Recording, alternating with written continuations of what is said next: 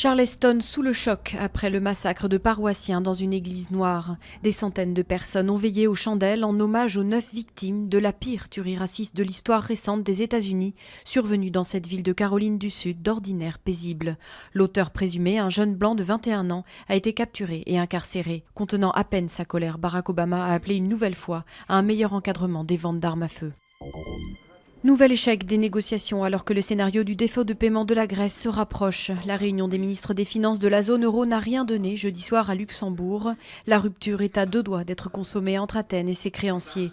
Lundi à Bruxelles, l'Union européenne et le FMI vont tenter le tout pour le tout à l'occasion d'un sommet extraordinaire pour éviter au pays le scénario du pire. Record historique pour le parti anti-immigration au Danemark. À l'issue des législatives de jeudi, le parti du peuple danois devient le premier parti de droite du pays. Son score spectaculaire permet au chef de file de la droite traditionnelle, Lars Rasmussen, de prétendre à nouveau au poste de chef de file du gouvernement. La première ministre social-démocrate sortante a reconnu sa défaite. Les enfants nés de mères porteuses à l'étranger peuvent-ils être inscrits à l'état civil français? La Cour de cassation examine aujourd'hui ce sujet sensible qui mobilise les partisans de la manif pour tous. 2 pères français ont saisi la plus haute juridiction concernant leurs 2 enfants nés par mère porteuse en Russie pour obtenir une transcription de leurs actes de naissance.